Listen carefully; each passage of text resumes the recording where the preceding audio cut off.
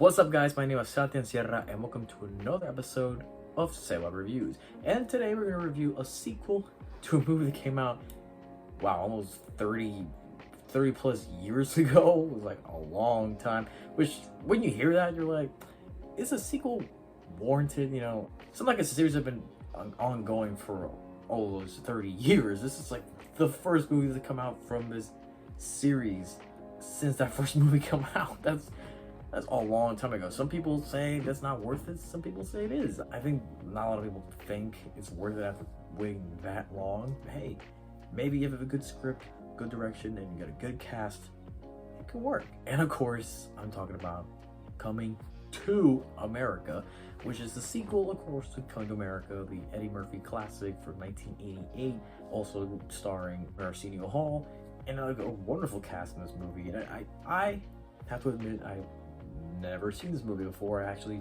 went to see the sequel. I've seen bits of the movie, like, you know, maybe online, on different shows. I've also seen clips of it on like VH1, but like, it's like, I can't watch the movie like that. Like, please, people, don't watch movies on cable television unless you're super bored and you already saw the movie. But if you're gonna see a brand new movie on cable, what the fuck is wrong with you? You can't watch it with all those commercials and editing. Like, Jesus, that's not the way to do it. So I don't know, I never found the time or even the motivation to even watch it. I mean, I've been wanting to watch it, but it's not a thing like, you know what I want to do today? I want to watch Coming to America. But thankfully, since the second movie came out and I wanted to review it, I was like, okay, I have to do the proper thing of watching the original right before watching this one. That's what I did. I watched them back to back. And I have to say, man, the first movie is actually really funny. It was hyped up. I wasn't really hyped about the first one, but I mean, people have been hyping the shit of that movie like it's one of the classics of the 80s. It's one of the best comedies in cinema history. People say it's one of the best Eddie Murphy movies. It's like, wow, there's a lot behind this movie. Like, people love this movie a lot. So I kind of was going with low expectations because I didn't want to be disappointed by having like the highest of expectations. And I really enjoyed the movie. I thought it was really funny. I didn't think it was super hilarious or even like laugh out loud. I laughed a lot, and not through all of it. I laughed like maybe 70% of the movie. The rest is like, I found it was like a good movie. It's like there's like actual story and a plot going on. I thought the whole movie was gonna be basically just Eddie Murphy playing this fish out of water character, you know, going through New York City and, you know, and having those different gags going, like at least having something to connect all the gags. I thought that was going to be the whole movie, which I would have been fine if it's made well.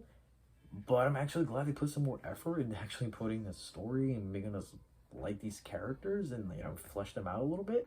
I thought that was kind of cool. Somewhere in the middle, it got a little bit boring because it focused more on the drama and the story of it than the actual just making a funny movie. And I was like, okay. I mean, I appreciate they're actually building a story here, but I kind of got a little bit bored. But again, I really liked the characters, and it was pretty progressive for the time. It was like the smallest of ways, but I still appreciate that. Like, wow, like the character of Hakeem, you know, obviously played by Eddie Murphy, pretty progressive in his mentality of how to treat and respect women. I'm like, wow, I didn't expect to see this in this movie. So it was pretty good. I liked it a lot. And of course, the big thing I noticed is that, and I already knew this beforehand before seeing the sequel, is that the first movie is rated R, and you can tell it's rated R even for like 5 minutes into the movie. I'm like, oh yeah.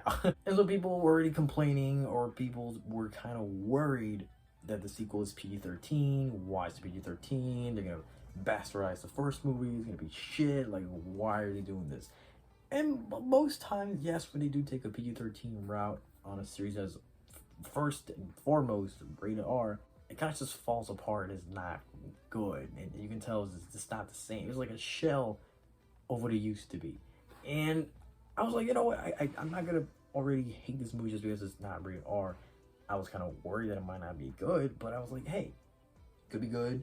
It's not like something I'm super tied into. It's not like, oh my god, I'm a super huge Coming to America fan. Not at all. But I don't even have to be a super huge fan about it. I'm just saying, like, I hope it's a good movie. It doesn't do something worse than what has already been done in the first movie, which I say, like, again, it's pretty good.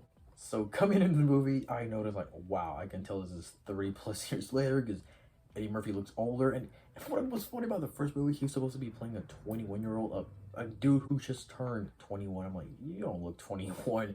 Even, I mean, later in the movie, it kind of sold me that he was like 21, but like, nah, it was probably like, what, 28? Almost 30? But yeah, in this movie, you're like, holy shit, yeah, he looks pretty much older. But I like the angle of this Akeem who's older, he's wiser, and he's a little bit different. I mean, just because he's older, you can tell he's not the same guy he used to be back in the first movie, who's more naive, a little bit more innocent, but a little bit, you know, full of this energy to just go out there and find his own identity and do things on his own. In this movie, he's bogged down with his whole responsibility to run the diplomacy of his kingdom of Zamunda, and also trying to not get into war with Wesley Snipes' character, Izzy, which I'll say right now, Wesley Snipes is fantastic in this movie. He's not in the movie a whole lot. He's, you know, like probably like a third of the movie. You know, he's in it, but it's not like a lot like I thought he would be. But the times he's in there, he just steals the show. He's just good, he's funny. But the thing is, just because he steals the show because of his presence, doesn't mean he steals things from his other cast members, because they all still stand their ground. But he is just phenomenal. He's funny, he has a charisma. Dude, like Wesley Snipes in his past decade so far, he's just been on point the whole time. Super funny.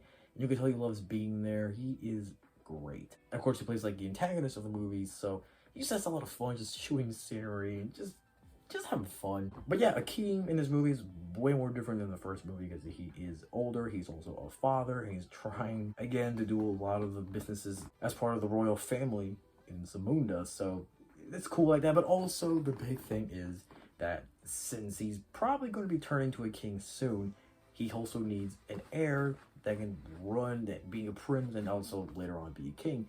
But, you know, Sabun is pretty sexist, so they're like, hey, women can't do it, even though his daughter is ripe to do it. She is trained and born to do this, but because she's a woman, she can't do it. Zakim only has daughters. Unfortunately, he kind of has to find somebody, which the whole plot is that Izzy is trying to suit his daughter with a man of his own kingdom so they can unite them, and, you know, I guess Izzy can do his own shit, and like, who knows, but you know, Akeem doesn't want that. But I come find out, Akeem has a son back in the United States that he didn't know about back in the 80s, back in the first movie. And so this whole journey of just trying to get to connect with him, and also trying to have his son being the guy that he's supposed to be in this kingdom of Zamunda. So I was just saying, this movie fleshes out a lot of things from the first movie, like especially some of the characters, some even like some jokes or even some little storylines. Like they flesh out a lot of stuff in this movie. But again, like even a joke, like even one thing that happened in the first movie, I don't want to spoil, but in the first movie they just kind of forgot about it, and I even forgot that happened in the first movie, and they brought that back in this movie, and I was so surprised. I was like, wow, they thought about that, and I really appreciate them thinking of it and could bringing that back and kind of give a conclusion of some sorts. I was pleasantly surprised. I was like, wow, it's not like it was needed to be done, but I really like that. It's just a lot of attention to detail. I love that. I do think the music was not bad, but sometimes it had that shitty generic music. Although in the first movie, it had like that instrumental, like it had that cinema music. You know what I mean? In this movie, it just feels like things that they just download from the computer, and like a lot of music you hear nowadays from comedies that just are bland as fuck. But it didn't disturb me. That sometimes it didn't work. Sometimes there was a little bit of effort in the music, but yeah, it's nothing compared to like the first movie. I'll say there's some fucking disturbing de-aging CG in here. I'm like, holy crap. I mean, for one character, it kind of looked good. I mean, I can tell that this character does not look like he used to. But for one of them, I don't know what the hell. I guess this person just doesn't look as much as how they used to look back then. But dude, they do some weird shit. Dude, it's like a floating head. It looks weird. I'm like, oh my god. But again, it's not like you said that much in the movie, but just for that one instance, I'm like, shit. There's also a lot of great cameos and returning characters in this movie, which, you know, sometimes it can worry somebody because, oh my god, they're trying to shove things and references for the first movie. It's just gonna break the flow of it. It's gonna feel so forced. But But actually, it makes a lot of sense. Although some characters obviously were like, okay, they're just bringing those people back because hey, remember the first movie? But it wasn't annoying. It wasn't anything that just like stood out like a sore thumb. Like, oh my god, it actually was pretty good. I'm like, you know, it's pretty charming. It's kind of sweet. Like, hell yeah, like remember these characters, and they don't bring them in a way that's like so forced. They do bring them in a way that does make sense with what's going on in the plot. So it's pretty good. Like I do say, like the barber people, which yeah, how the fuck are these people alive at the 30+ years still being old? But they're actually pretty good. I actually like them, and they do a little bit more with them in this movie. Now that like they're shoving them in the screen, like, oh, now that the people like in the first movie, let's make a main character. Like, no, like they actually do some interesting things with them. Although they say something like, fuck these people, but as characters, they do flesh them out a little bit, just a little bit more, but they're still the same guys. And like I said, they tied this movie with the first movie very well, with a lot of characters and storylines, even references to other things. I just thought it was very well done. Like they do a lot of good job just trying stuff from the first movie, which again could have been forced. It could have been like, oh, this just doesn't feel natural, but it feels well. It's obviously nostalgic, even though I just saw the movie, but like it feels like, oh yeah, like I can tell this looks cool from the, you know, from the movie from the 80s. Like it was very well done. I didn't feel anything like, oh my god, this is too much. It was okay. It was pretty good.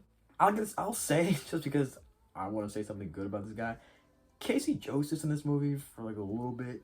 He's actually good in this movie.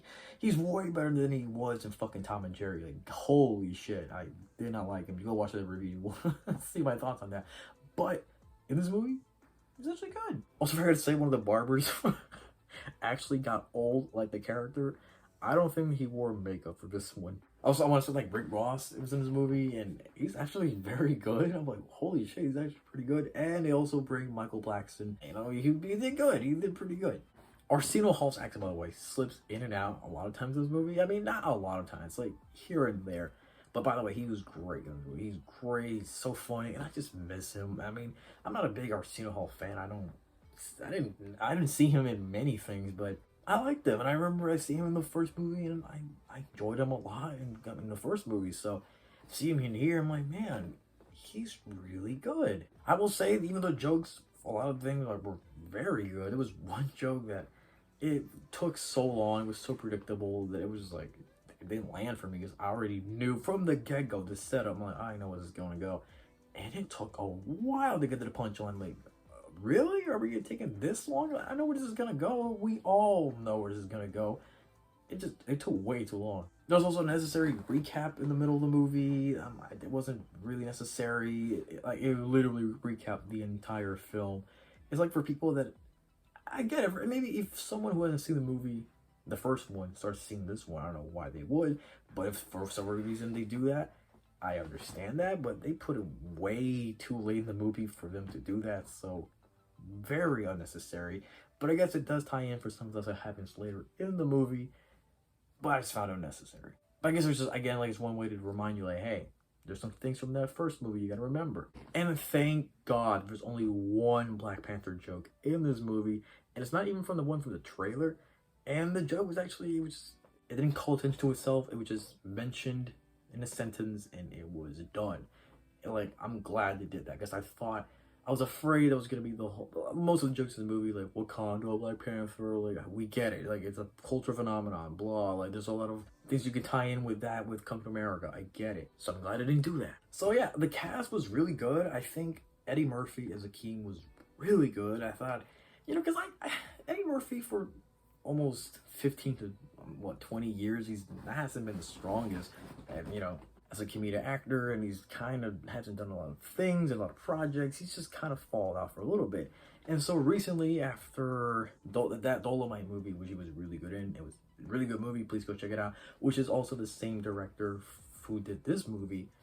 I like the relationship that they have, they work together, and he's pretty good. But the thing is, I think people will be disappointed if you come in this movie thinking that this is his movie, and I will get why, because the movie advertises like it is his movie, but it's really not. It's really more about his son, Lavelle, who's played by Jermaine Fowler, which I like Jermaine Fowler. Sometimes he's like kind of hit or miss. Sometimes I like him, Sometimes I'm like, I don't know.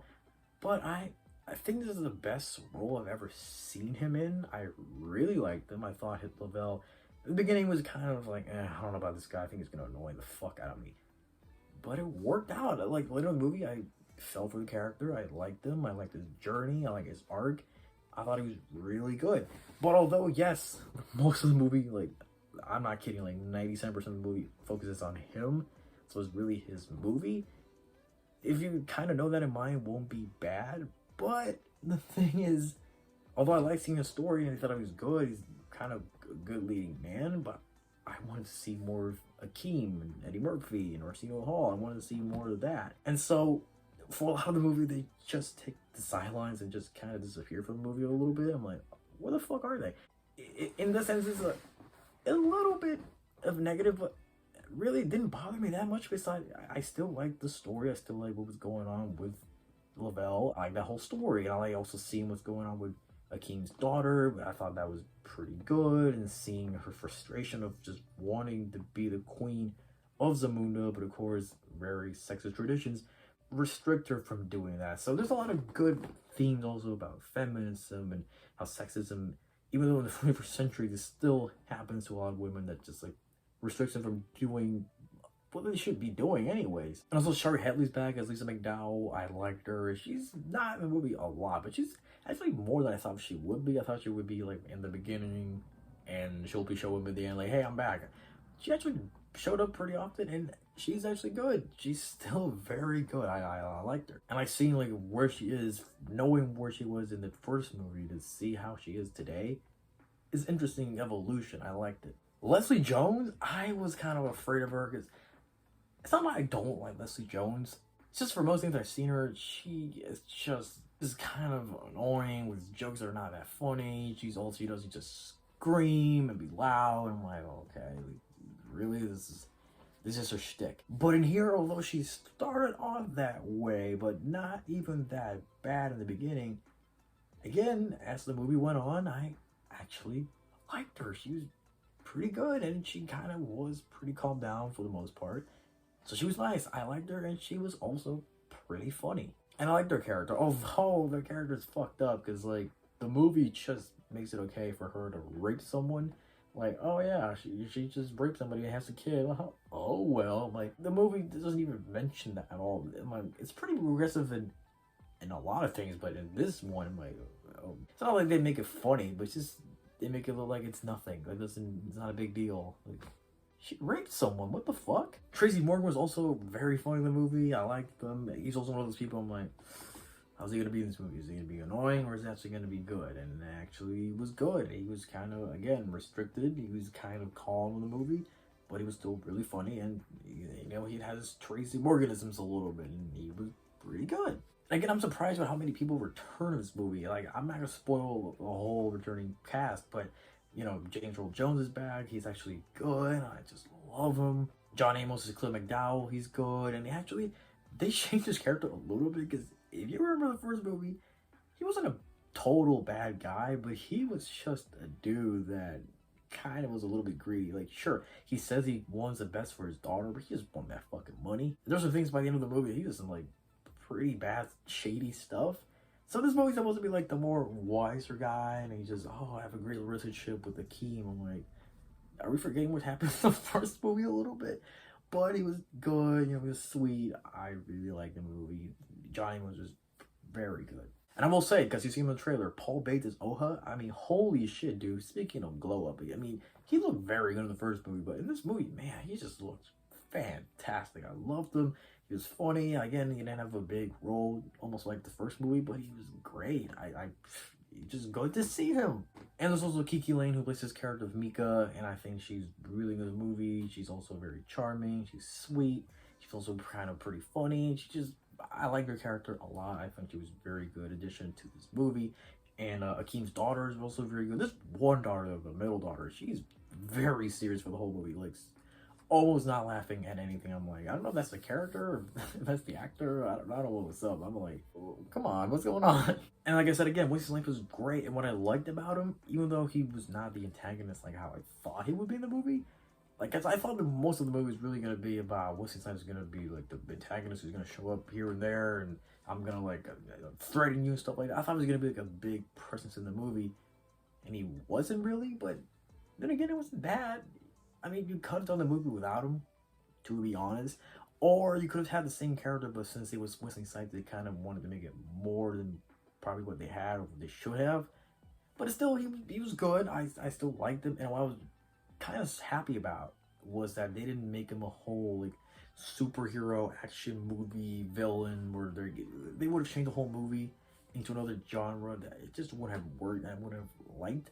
So I kind of appreciated it, restrained a little bit, and it just didn't go flat out like action movie and shit like that. I didn't do that. But there was one resolution at the end of the movie. It was so lazy. It didn't explain anything. It's just like, oh yeah, whatever happened early in the movie, we're fine, whatever. Like, we're all good. I'm like, what the fuck? Like, really? It didn't bother me that much, to be honest. But still, it was something to think about. Like, oh, really, that just happened like this. But the movie's really funny. It actually still has a little bit of, I don't know if an edge, but it's still got the curses a little bit. You know, they have some little bit like edge to it, but not really. It's actually, this movie's very sweet, and although it's not that different from the first movie, because the first movie, yes, there's a lot of like cursing, there's nudity and a lot of sexual things, but it's not really that even raunchy or that hardcore. It was just, again, that first movie was really sweet, and there's a lot of good